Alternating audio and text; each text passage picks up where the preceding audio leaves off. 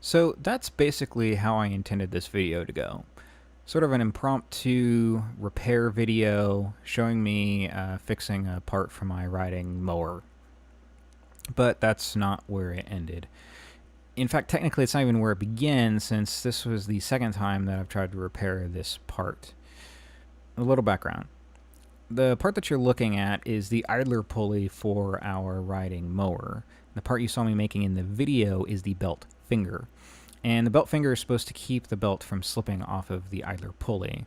Now, the mower is old. We got it with our house, and the original, or at least what I think was the original, belt finger had worn out just from being abused. If the bolt is loose or the finger is not adjusted properly and the belt breaks or is just not on, then the finger will rub up against the main drive pulley, which spins all the time when the mower is running, and wear it down. And that's exactly what happened with the original one. So I replaced it with the aluminum flat bar version that you see in or next to the Leatherman there. I took some aluminum flat bar, drilled a hole in it, and bent it to give it the hook. And it worked, but it had a couple of issues. The first one was I didn't quite get the clearance between the pulley and the finger right. It should have been a lot more. So it was a tighter fit than what it really should have been.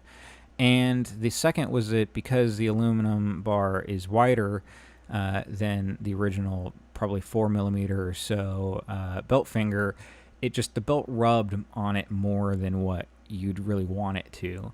At the time, I accepted this and just sort of this is a means of getting the mower back up and running so we can get our grass mowed.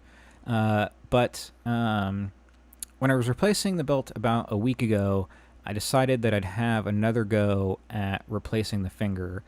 And now I should point out that you can buy, even though the motor's old, it's not being manufactured anymore, you can buy replacement parts, OEM or equivalent, and you can actually get a replacement belt finger. They'd probably be about $15, $10 for the part, $5 for shipping. But it would take a week to arrive, and $15 is still $15.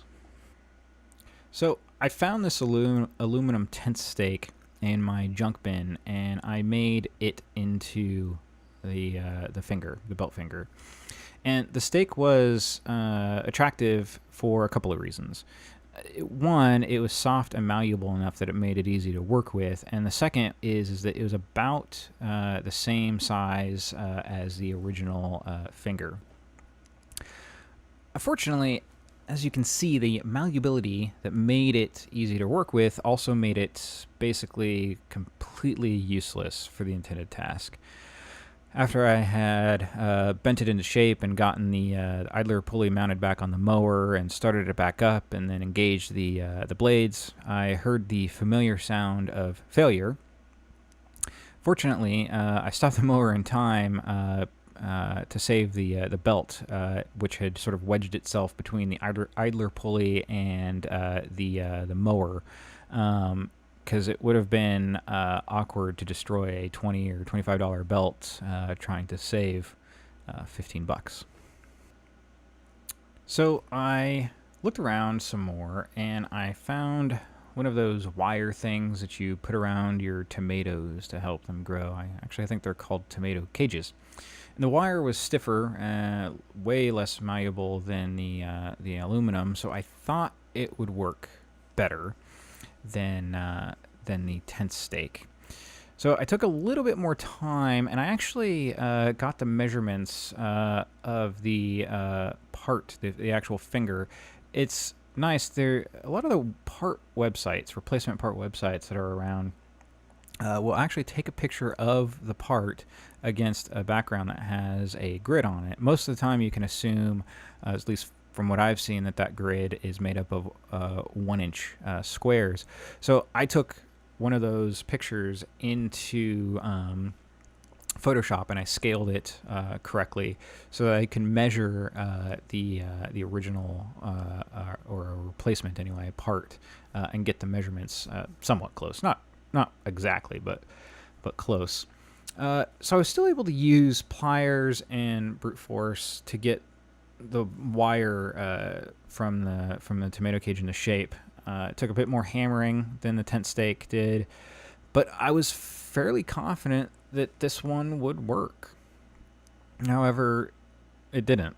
When I tried to mount the pulley back in place, the force of the bolt bearing down on the wire started to basically push the bolt through the loop that the bolt was passing through.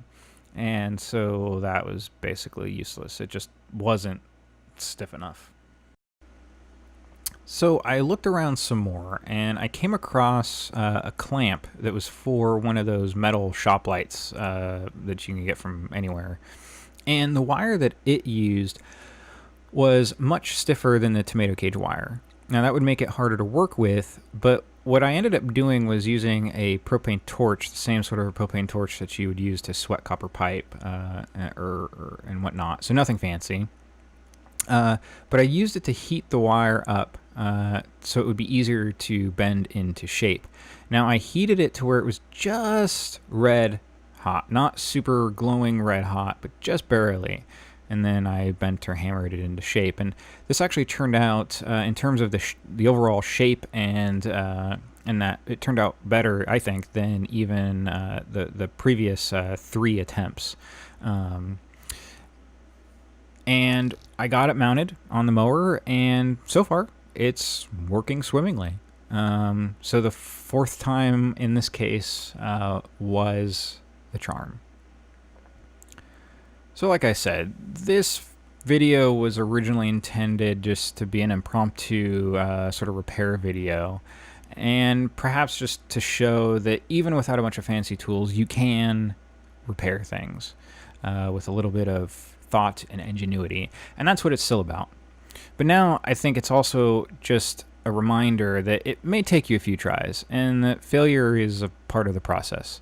So much of what we see is just the finished result or a highly edited version of reality, and we're so afraid of failure that we take pains to hide it. And that's unfortunate, because you can learn a lot from failure. So anyway, if you like this video, give it a thumbs up, and be sure and subscribe for more videos, and I will see you next time.